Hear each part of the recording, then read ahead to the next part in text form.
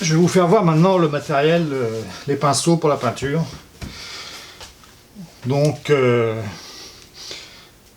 prenez quand même des pinceaux basiques pour faire des fois des accessoires ou même mettre de la colle ou des choses comme ça, mais vraiment des trucs qui risquent rien. Donc prenez-en, ça vaut la peine. Donc mes pinceaux j'utilise. Donc en fait en gros j'ai ça. Qui sont les plus utilisés. Donc j'ai le kit comme ça, terrain brush kit. Alors c'est surtout que comme je fais aussi des grosses pièces, là j'ai un pinceau. Quand je veux peindre une base, c'est sûr que là j'ai la surface. Donc je prends surtout celui-là.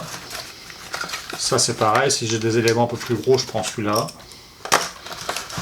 Donc il y a vraiment tout ce qu'il faut dans celui-là pour faire les plus gros morceaux. Donc ça c'est ça c'est le kit de base que je me sers aussi toujours. Ensuite de ça, l'autre kit indispensable, c'est celui-là. Donc il y a les 3 pinceaux vraiment les plus utilisés.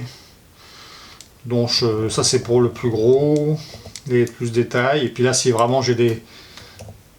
C'est le ultra insane détail, ils appellent ça. C'est vraiment si je veux faire les yeux. C'est sûr que là les yeux, bah là ça va me prendre un petit point de tout petit. Donc là c'est sûr que là j'ai besoin de petits pinceaux comme ça. Mais voilà, ça c'est les 3 pinceaux à avoir. Avec ça on fait tout. En fait avec ces 2 kits là je fais tout. Ça suffit largement pour tout faire. Et l'autre kit indispensable, c'est le dry brush set. Donc c'est pour faire la dry brush. C'est ce qui va faire la finition, ce qui va vous faire de la vie au personnage. Parce que si vous faites juste des peintures basiques, il n'y aura pas de relief, il n'y aura pas rien. Donc ça c'est vraiment dry brush. Ça veut dire que vous mettez votre peinture, il faut la sécher au maximum pour avoir juste les pigments. Et après vous passez sur le personnage où vous voulez, ça va faire juste des petites traces. Comme les reflets, tout ça. Donc ça c'est le kit indispensable que je me sers toujours aussi. Donc ces 3 kits là sont vraiment indispensables.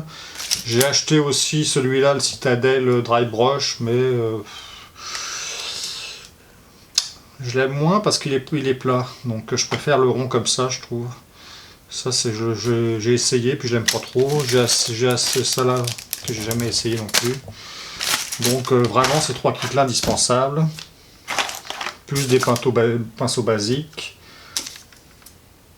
Ça, bon bah ça c'est la base. Donc voilà, vous mettez une petite goutte de votre affaire, ça suffit largement. Toujours avoir un petit pot avec de l'eau et un chiffon, comme ça avant de faire votre peinture, un petit coup de pinceau dans l'eau, un petit coup de comme ça pour l'affiner, et là vous faites votre couleur. Donc ça c'est le setup de base. Ça c'est une machine pour peindre pour mélanger la peinture. Bon, c'est un gadget, pas indispensable du tout. Il y a des choses comme ça, voilà. Ça garde la peinture pendant un certain temps parce qu'il y a une couche, vous mettez de l'eau en dessous, la peinture est sur une surface humide, donc elle va se garder longtemps. Mais je m'en suis jamais servi parce qu'en fait, moi j'y vais, je mets une goutte de peinture si j'ai besoin, donc j'ai pas besoin de la garder pendant des années, je fais une goutte. Donc ce kit là, non, je m'en suis jamais servi. Ça pour cacher les surfaces bien sûr. Donc voilà, donc je vous dirais ces 3 kits là, ça, un pot, et avec ça vous allez faire tous les trucs du monde. Ça sert à d'aller plus loin. N'achetez pas de gadgets inutiles, ça sert absolument à rien.